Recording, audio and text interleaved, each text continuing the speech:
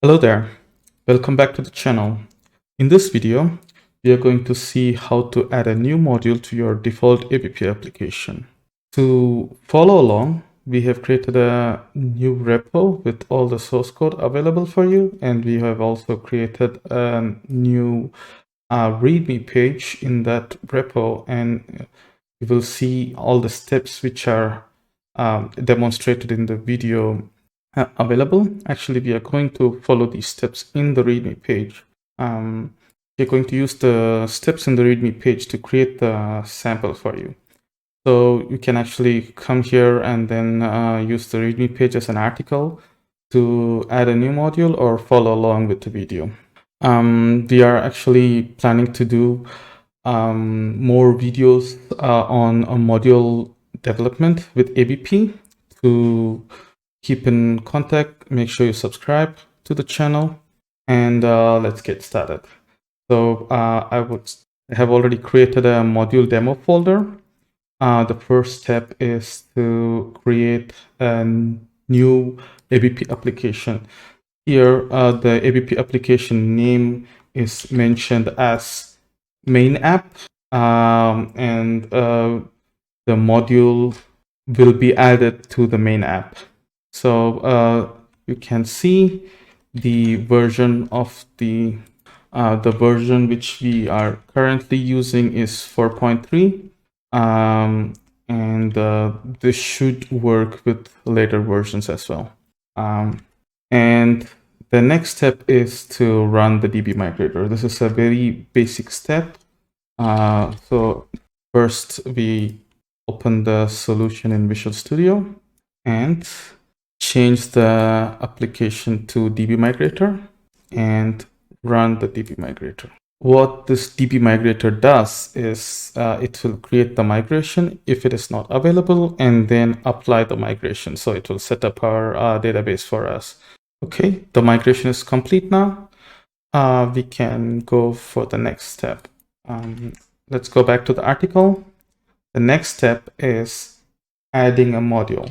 So this add module command is available inside the ABP CLI, and we are actually naming the module A, and we are setting a new flag. So this will create a new module because the add module is also used to add the existing module. So if you didn't provide a new flag, it will search for the modules inside the ABP repository.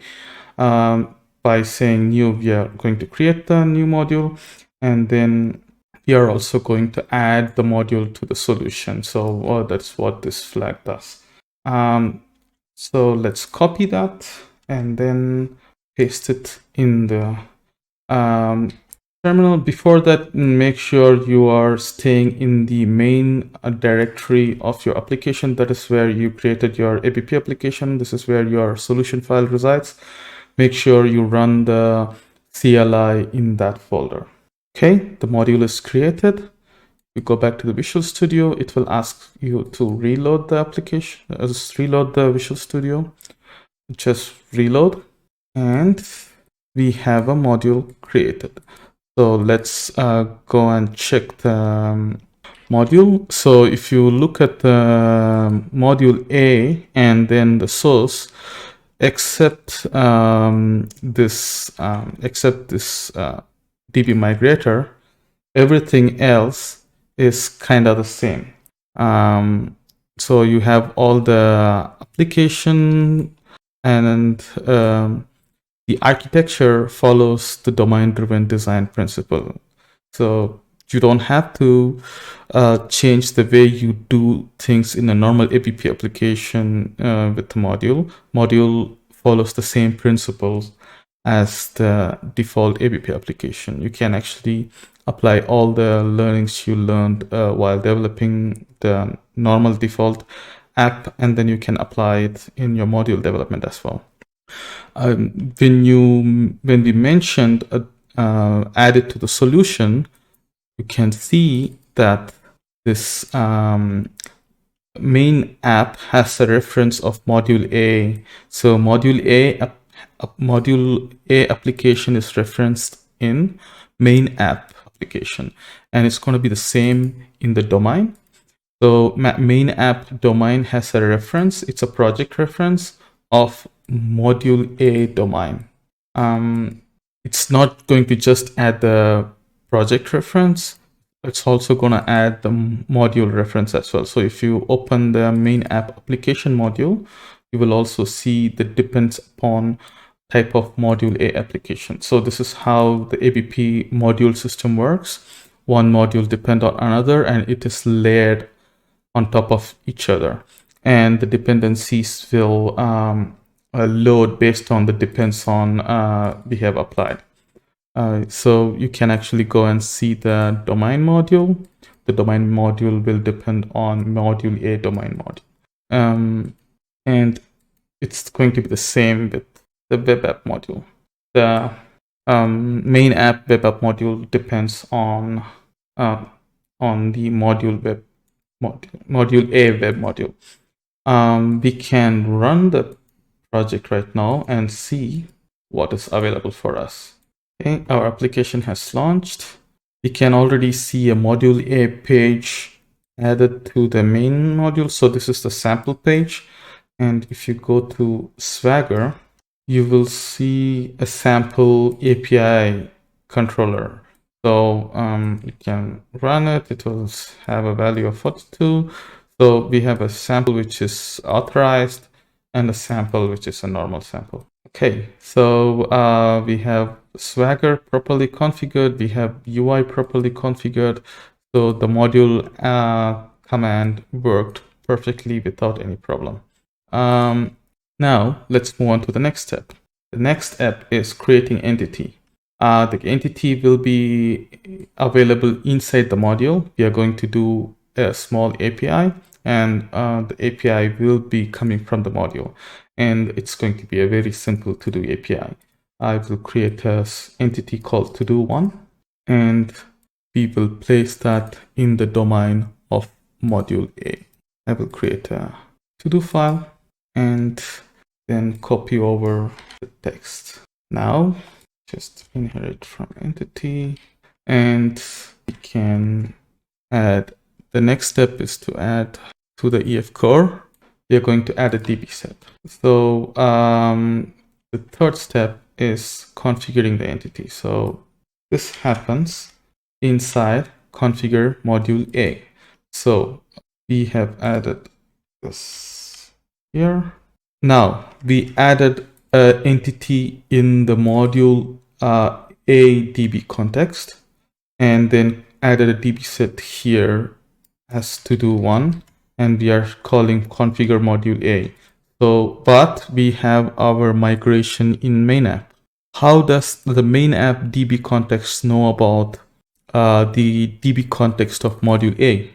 So for that, the tooling has already been done. We have the ABP CLI automatically added builder.configure module A in the module, in the main apps config, in the main apps module creating section. So the main app DB context has a module creating section, and in that we are configuring all the modules. These are the inbuilt modules. Similarly, we are also configuring the newly created module, which is module A, and then that is where we have our to-do table configured. So when we create the migrations now, so we will create the migration, but we will create the migration in the main app, because this is going to use the same database as the main app. It will share the main. It will share the database with the main app. We will open the DB migrator and then run the EF core command. Okay, if you come and see the created migration, it says module A to do's, and it has created the module A. So let's. The next step is to update the database with the module. So that is .NET EF database update. Okay, our migrations has been applied. If you want to go and check the data store, you have a main app. You can open the tables, and then you will see module A to do one added to the table. Perfect. Our app is our migrations are ready. The next step is to go and create our API. To create our API, the first step is we need a DTO to share the data between the API and the database.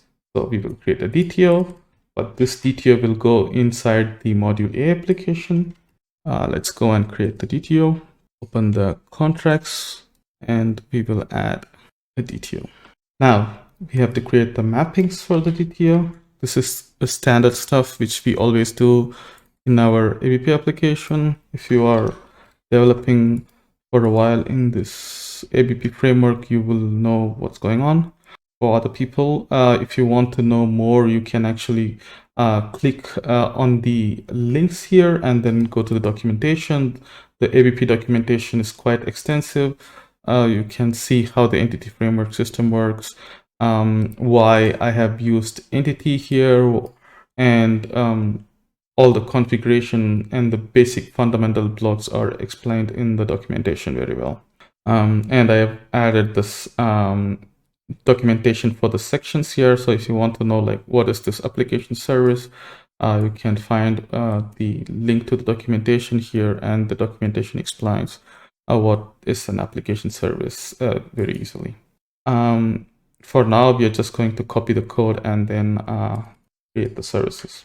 So the next step is to create the application service. So we will create the to application service, and Chrome is acting up. Okay, we take the repositories in, take the threading in, and our API is ready. The next step is to add the default repositories. So this is not required if you are using aggregated root. That will be explained in the documentation for EF Core entities. So go and check out this EF Core documentation. I'm adding it because I'm using entity instead of aggregated roots. You have to update that in module A entity framework module. So go to module A entity framework, and then we have a module A entity framework module. And here you say that all the entities should have default repositories. Now we are configuring the auto API controller. So this auto API controller should be configured in the module A web, and that will be placed here. This from MVC options, and just go and add the project reference for your module A application. That's it. So we are actually creating conventional controllers from module A application module. So where does the module A application lives? It's actually inside the module A. It's here, and probably you don't see that very well. It's here in the module A application, and we are adding the reference for that in module A web, and then we are configuring it in the module A web module. Okay, there are too many modules. I chose a bad name, I guess. Okay, once you configured that, the next step is to test. So if you run your web application and go to Swagger, you will see a to-do one API. So if you send a GET request, it gives empty because we are actually, there is nothing in the database, it's empty. So we can send a POST request. I will take the ID and then say to-do one, and it's done as false, and then I will execute. And we have a to-do now. And then we will execute a GET request. Now we have a to-do. So our API works fine. It's configured properly, and it's configured in the module. It's not in your application, it's in the module. Come back and then get. Now we have 2 to-dos. Perfect. So I know I didn't cover everything related to modular development. We are planning to do a few more videos on explaining a few other topics. Make sure you subscribe and so that you get notified when we do the next videos.